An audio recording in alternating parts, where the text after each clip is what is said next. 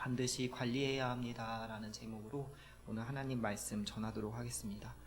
오늘 말씀은 누가복음 우리가 읽었던 본문에도 나와 있는 말씀이고 마태복음 13장에도 똑같은 말씀이 약간 다른 초점으로 말씀하고 있습니다.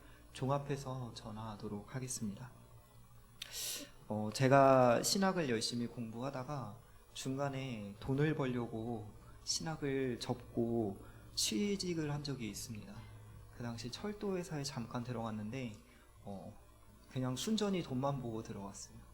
그래서 나도 좀 돈 좀 벌어보자, 효도 좀 해보자 라고 하고 부끄럽게도 신학을 잠시 접어둔 적이 있습니다.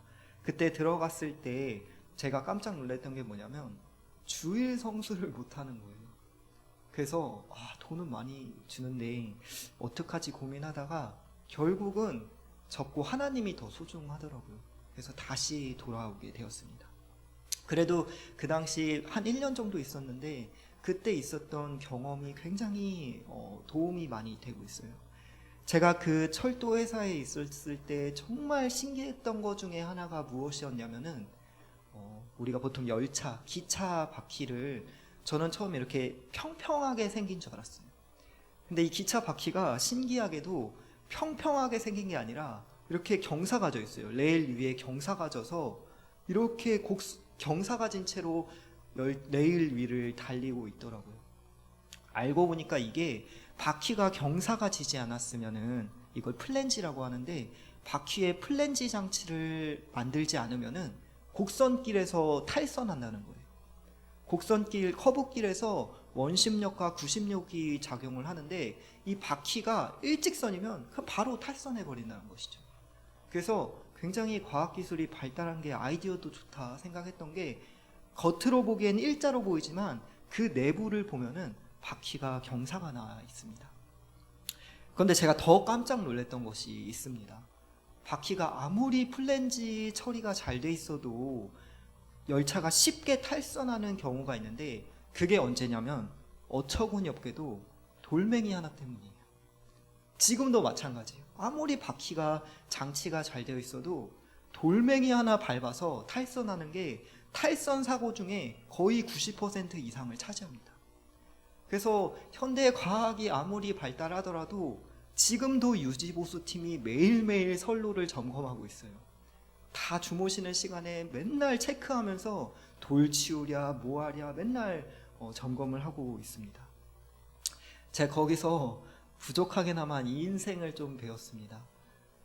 내가 인생의 기찻길에서 열심히 칙칙폭폭 달려간다고 하더라도 허무하게도 돌멩이 하나 때문에 넘어질 수 있겠구나. 내가 아무리 뭐가 하드웨어가 좋고 은사도 많고 달란트가 많더라도 이 돌멩이 하나 때문에 내가 탈선하고 내 인생 전복될 수도 있겠구나 라는 것을 배우게 되었습니다. 이것이 오늘 예수님께서 당시 청중들의 마음을 보면서 하셨던 비유예요. 씨 뿌리는 비유를 하시면서 마음에 돌들이 있다? 돌짝과 같은 마음이다? 바위 위에 떨어진 그런 마음이다? 그러면 하나님의 은혜가 심겨져도 내 안에 있는 돌짝, 무슨 상처의 돌, 수고하고 무거운 모든 돌, 아픔의 돌 이런 것 때문에 하나님의 은혜를 경험하지 못하고 내가 칙칙폭폭 인생 달리는 것 같더라도 탈선할 수 있겠다 라는 것을 묵상하게 되었습니다. 주님께서는 저희들의 마음을 지으셨고 저희들의 마음을 다 아십니다. 근데 주님이 절대로 안 되는 그런 우리들의 마음 상태 중에 하나가 바위 위에 떨어진 씨앗과 같이 돌짝밭이면은 마태복음의 표현대로 돌밭이면은 그러면 우리 마음 가운데 하나님의 은혜가 심길 수 없다. 천국복음의 말씀이 전혀 효과를 발휘할 수가 없다 라고 우리 주님이 지적을 하신 것입니다. 지금 많은 현대인들이 겉으로는 멀쩡하게 보이더라도 많은 분들이 정신적인 질병을 앓고 있어요. 우울증에서부터 시작해서 가볍게는 불면증, 신경의 안정이 안 돼서 그런 항우울제, 신경안정제 이런 거 먹는 분들도 있고요. 공황장애, 멀쩡하게 보이더라도 우리 마음에 있는 그런 아픔의 돌, 상처의 돌 이런 것 때문에 금세 넘어질 수 있는 게 바로 현대인, 저희들의 모습이라는 것이죠.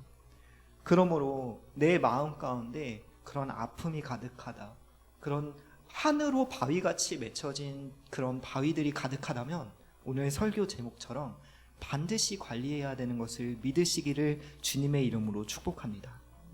우리 주님이 그 당시 이 씨 뿌리는 비유를 하시면서 청중들에게 하셨던 그 사람의 마음 상태 중에 하나였습니다. 두 번째 마음 상태를 우리가 좀 볼 텐데 오늘 본문을 다시 한번 보도록 하겠습니다. 8장 6절에 보면은 우리가 바위 위에 떨어진 돌밭에 대해서 마태복음 표현엔 돌짝밭에 대해서 보았고, 그리고 5절을 한번 보도록 하겠습니다. 8장 5절 한번 같이 읽어볼게요. 시작. 씨를 뿌리는 자가 그 씨를 뿌리러 나가서 뿌릴새 더러는 길가에 떨어짐에 밟힘에 공중의 새들이 먹어버렸고.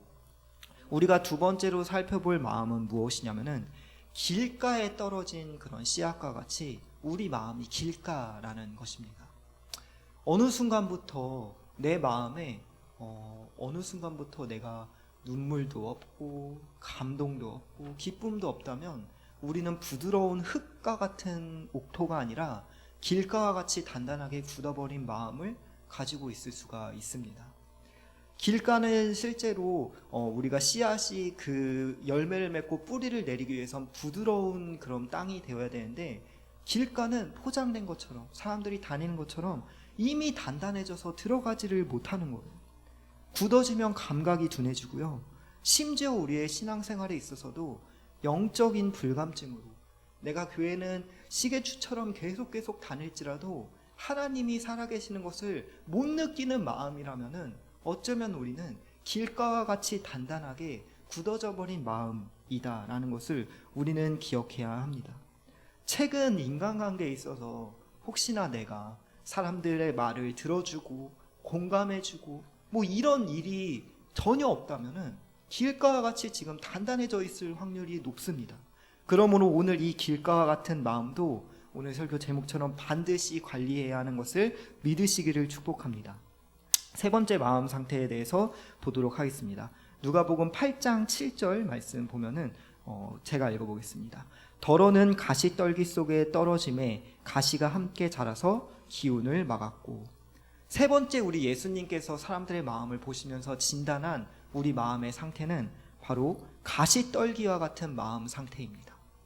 오늘 본문의 후반절, 우리가 읽진 않았지만 후반절에는 이 가시의 정체를 이 앞에 두 밭과는 다르게 구체적으로 예수님이 알려주시는데, 그것이 염려와 걱정이라고 주님께서 표현하셨습니다.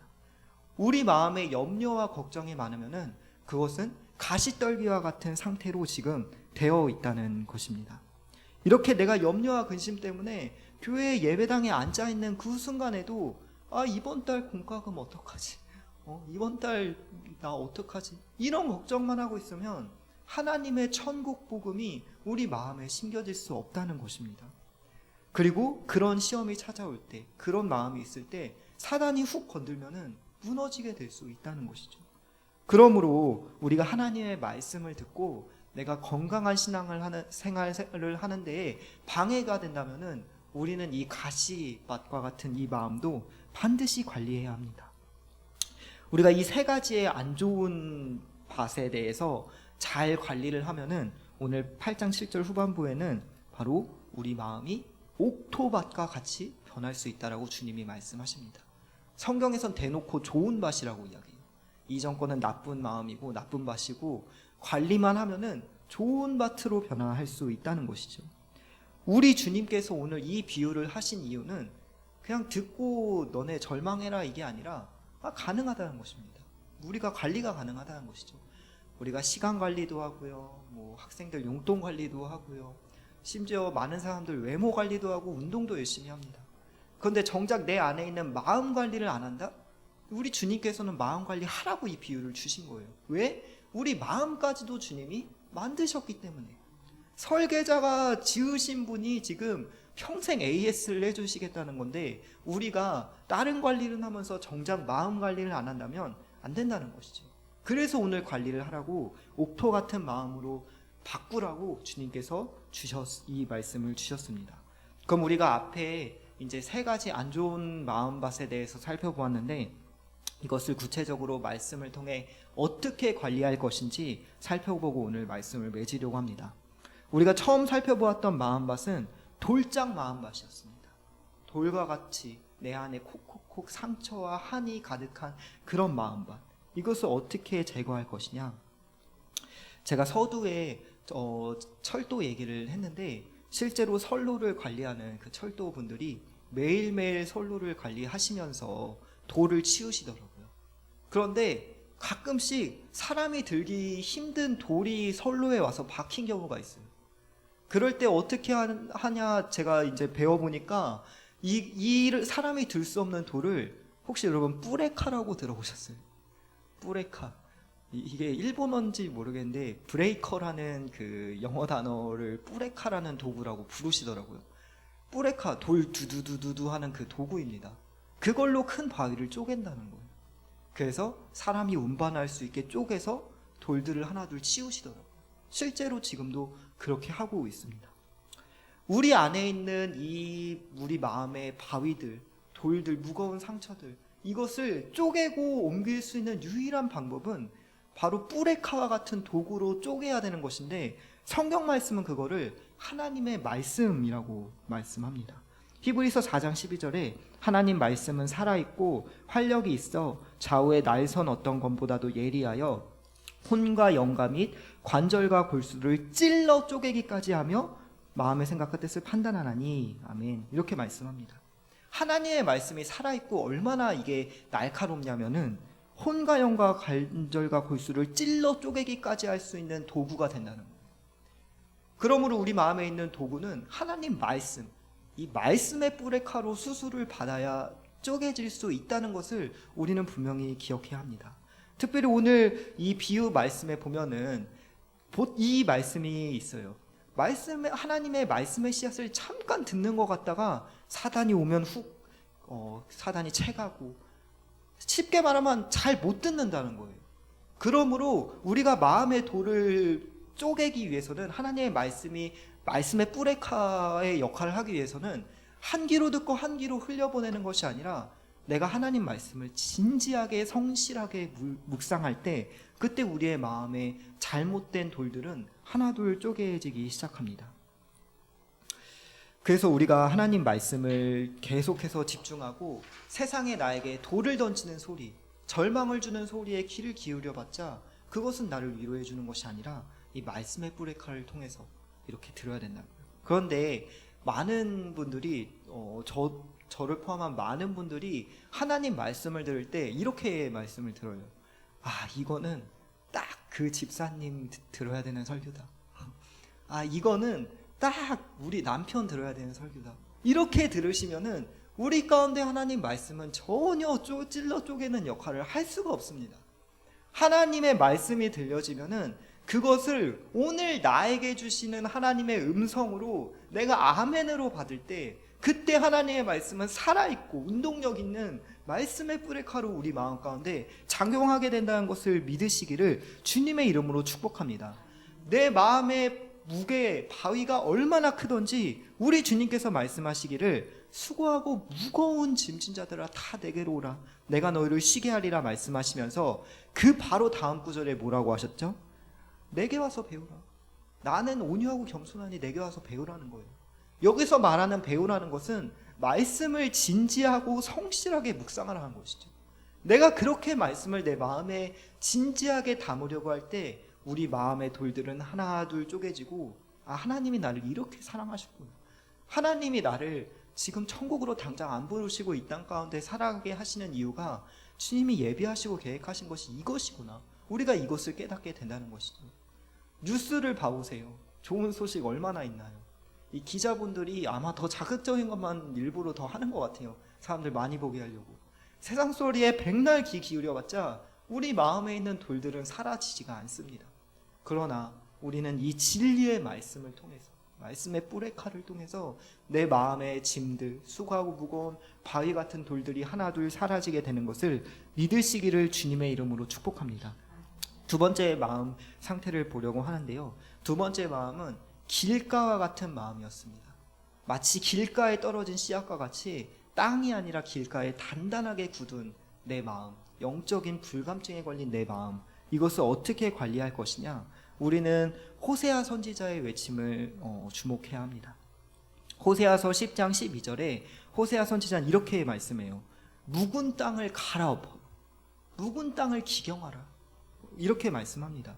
묵은 땅이란 무엇이냐? 메말라 있는 땅이에요. 사람이 건들진 않아서 전혀 씨앗이 심겨질 수 없는 단단하게 굳어버린 그런 땅입니다. 그런데 이 묵은 땅을 관리하라고 호세아 선지자가 외치면서 그 선지자의 해결 방안이 무엇이냐? 오늘 아침에 설교 말씀에도 나왔지만 호세아 선지자의 외침은 여호와께 돌아오라는 거예요. 하나님께 돌아가야 된다는 거예요. 묵은 땅을 기경한다는 것은 여호와께 돌아갈 때 가능하다. 그래서 제이어스라는 찬양팀의 찬양 중에 여호와께 돌아가자라는 찬양도 있어요. 이게 호세아서의 가장 큰 주제입니다.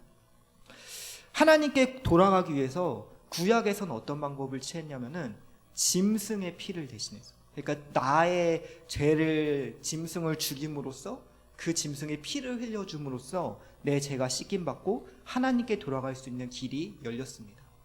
그런데 이게 계속 실패해서요, 호세아 선지자가 외치는 거예요. 제발 너네 공의와 인애 좀 지키면서 예배해라. 니네 지금 잘못하고 있다라고 외쳤지만, 그러나 구약의 이스라엘은 끝까지 실패했습니다.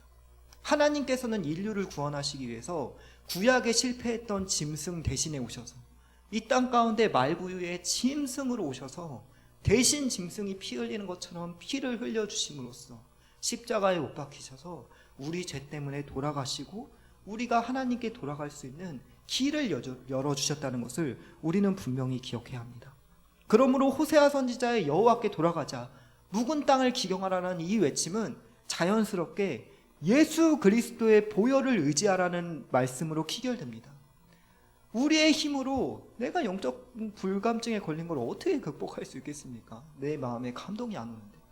그러나 우리가 하나님의 그 보혈, 나 때문에 죽으신 그 보혈을 진지하게 묵상하면은 골고다 언덕 위에 물과 피를 흘리시면서 땀을 흘리시면서 나를 구속하시기 위해 그 사랑의 구속의 보혈을 우리가 기억하려면 우리 마음에 감동이 찾아올 수밖에 없습니다. 그러므로 이 시대에 수많은 찬양 인도자들이 시대의 여하를 막론하고 마치 짠 것처럼 보혈 찬양을 콘티에 많이 넣어요. 저도 그러고 웬만한 찬양 인도자들은 꼭 자신의 콘티 중에 한 곡은 보혈 찬양을 넣습니다. 왜 그럴까요? 짠 게 아니라요, 저는 본능적으로 알 것 같아요. 예수 그리스도의 보혈을 묵상하면은 자연스럽게 인도자로서 저도 감동이 되고, 또 함께 찬양을 불러보면은 청중들의 마음이 열려진다는 것을 인도자로서 알게 된다는 것이죠. 사람을 감동시킬 수 있는 것은 어떤 위로나 돈이나 이런 걸로 되는 것이 아니라 나 때문에 죽으신 예수 그리스도의 사랑의 구속의 보혈, 그것을 우리가 기억하고 바라볼 때 메마른 땅에 샘물과 같은 보혈로, 마치 피가 없는 사람에게 수혈해 주듯이 샘물과 같은 보혈이 우리 마음 가운데 촉촉히 젖어진다는 사실을 믿으시기를 주님의 이름으로 축복합니다. 그러므로 내 마음 가운데 감동이 없다? 어느 순간 기쁨이 없고 감정이 없다? 그럴 때 조용하게 그냥 혼자서 보혈 찬양 한번 불러보세요. 기도할 때도 보혈을 묵상하시면서 그 보혈을 의지해 보세요. 하나님께서 분명히 우리에게 복된 은혜를 허락해 주실 줄로 믿습니다. 세 번째 마음밭의 상태입니다. 세 번째 마음밭은 어떤 마음이었냐면 가시 마음밭이었습니다. 가시덤불이 있는 마음. 이것을 성경에선 구체적으로 염려와 근심이라고 이 가시의 정체를 말씀하셨습니다. 이 가시밭을 어떻게 관리할 것이냐, 이것은 성경 말씀에 마치 그냥 바로 이어지는 것과 같은 정확한 해결 말씀이 있어요. 빌립보서 4장 6절 말씀에 보면 이렇게 말씀합니다. 너희는 아무것도 염려하지 말고 너희 구할 것을 감사함으로 하나님께 아뢰라. 그리하면 모든 지각에 뛰어나신 하나님의 평강이 그리스도 예수 안에서 너희 마음과 생각을 지키시리라. 아멘. 우리에게 염려와 근심이 있다면 너희는 염려하지 말고 근심하지 말고 너희 구할 것을 감사함으로 하나님께 아뢰라는 거예요. 감사함으로 하나님께 기도하라는 것이죠. 그때 하나님 그리스도의 평강이 우리 마음에 주어진다고 오늘 약속해 주셨습니다. 여러분, 우리가 감사와 염려가 찾아오는 것을 막을 수는 없습니다. 사람인지라 걱정되는 거 어떻게 해요? 저도 막 근심 걱정이 참 많은데, 그러나 우리가 하나님의 평강, 이 은혜의 말씀이 내 마음 가운데 심겨지기 위해서는 우리는 의도적으로 감사함으로 하나님께 아뢰야 되는 거예요. 감사 제목을 찾으면서 하나님께 기도로 붙들려야 되는 거예요. 여러분 생각해 보세요. 지금도 많은 선교지에서 우리처럼 삼시세끼 밥 먹는 나라가 거의 없어요. 대부분이 하루에 2끼, 대부분이 하루에 1끼. 자기가 다이어트 하려고 안 먹는 게 아니라 진짜 돈이 없어서 하루 일당으로 1끼 먹는 국가들이 상당히 많습니다. 지금도 많은 지역아동센터 같은데 많은 어려운 아동들은요, 제가 경험했을 때는 맨날 똑같은 옷을 입고 오는 아이들이 수두룩해요. 그리고 외국에, 심지어 북극 쪽에서도요, 영하 20도 30도가 돼도 이 돈이 없어서 온수를 못 사용해요. 그러니까 우리는 지금 얼마나 풍족하고 내가 누리는 것들이 하나님이 얼마나 축복으로 주신지, 우리가 그 은혜의 축복을 맞춘다면, 끊임없이 하나님이 주신 만나와 메추라기에만 우리가 초점을 둔다면은 나에게 있는 걱정과 염려는 내가 참 부족했구나, 이거보다 하나님이 더 많은 걸 나에게 주셨구나, 하나둘 가시들이 제거되게 될 수 있다는 것입니다. 가시처럼 내 안에 있는 걱정과 염려가 있을 때, 그러므로 우리는 감사함으로 하나님께 기도로 붙들려야 되는 거예요. 감사 제목을 찾으면서, 그래, 지금까지 나를 감사하게 누리게 해주신 하나님의 은혜를 내가 묵상하면서 앞으로도 성실하게 주님께서 일해 주실 것을 믿습니다라고 기도로 우리가 붙잡을 때, 심지어 내가 너무나 어려운 상황일지라도 우리 하나님께서는 모든 것을 합력하여 선을 이루어 주신다는 사실을 믿으시기를 주님의 이름으로 축복합니다. 우리가 이렇게 세 개의 안 좋은 마음밭을 살펴보았는데요, 이것을 잘 기경하고 다스리면 옥토와 같은 좋은 마음으로 변화하게 됩니다. 그럴 때 우리가 옥토와 같은 마음밭이 되면 상상할 수 없는 축복이 우리 마음 가운데 쏟아지는 거예요. 상상할 수 없는 많은 하나님의 열매가 30배, 60배, 100배로 맺혀진다는 것을 우리는 분명히 기억해야 합니다. 말씀을 맺으려고 합니다. 다시 한번 요약을 하면은, 오늘 주님께서 우리에게 주셨던 이 비유, 3가지 마음밭에 대한 비유는, 첫 번째 살펴본 마음밭은 돌짝 마음밭이었고요, 2번째는 길가에 떨어진 마음밭이었고요, 3번째는 가시떨기와 같은 마음밭이었습니다. 바위 위에 떨어진 씨앗과 같은 그런 마음, 내가 아픔과 상처에 돌짝이 많으면은 우리는 어떻게 해야 되느냐? 말씀의 뿌레카, 하나님의 말씀을 진지하게 설교 듣는 자리, 간증 듣는 자리, 성경 말씀 통독하는 자리 적극적으로 참여해서 진지하게 하나님 말씀을 묵상할 때 잘못된 생각들이 하나둘 없어지기 시작한다는 것이죠. 내 마음에 잘못된 돌들, 트라우마들이 하나둘 쪼개지기 시작한다는 것을 믿으시고, 우리가 이 돌짝과 같은 마음, 하나님 말씀을 진지하게 묵상해야 된다. 2번째 살펴보았던 길가에 떨어진 것과 같은 이 마음, 우리가 단단한 길가에 떨어진 것과 같은 굳어버린 이 마음 어떻게 할 것이냐? 나를 위해 죽기까지 땀과 피를 다 쏟으신 예수 그리스도의 구속의 보혈을 내가 진지하게 묵상하고 기억할 때, 하나님께서는 메마른 땅에 샘물과 같은 보혈로 수혈해 주듯이 내 마음을 촉촉하게 적셔주는 것을 믿으시길 바랍니다. 3번째, 가시떨기와 같은 염려와 근심에 쌓여있는 내 마음의 가시, 이거 어떻게 제거할 것이냐? 빌립보서 4장 6절 말씀처럼 감사 제목을 찾으면서, 지금 나에게 이미 에베네셀 하나님의 감사에 나를 성실하게 인도하셨던 하나님의 감사거리를 찾으면서 기도로 앞으로도 인도해 주세요라고 우리가 붙들릴 때, 하나님을 붙잡을 때 우리의 마음에 있는 가시 덩쿨들이 하나 둘 제거되기 시작한다라는 것을 우리가 기억하고, 이 봄, 이제 우리가 봄입니다. 많은 열매를 맺는 이 계절에 우리 마음도 잘 우리가 기경해서 하나님 앞에 많은 복된 열매로 영광 올려드리고 우리도 기쁨을 얻을 수 있는 그런 은혜가 있으시기를 주님의 이름으로 축복합니다. 제 기도하겠습니다. 하나님 감사합니다. 지치고 힘들고 연약한 우리 마음 가운데 독생자 예수 그리스도를 보내주셔서 예수님을 믿으면서까지 염려와 어려움에 갇혀있지 말고 우리에게 우리의 마음을 기경할 수 있도록 오늘 이 비유를 주신 것에 감사합니다.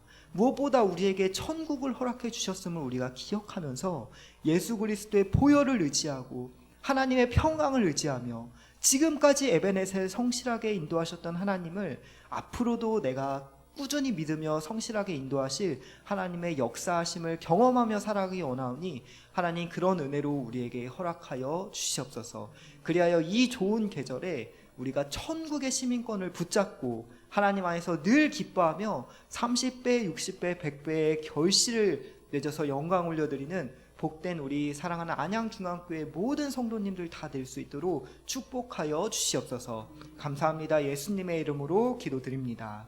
아멘.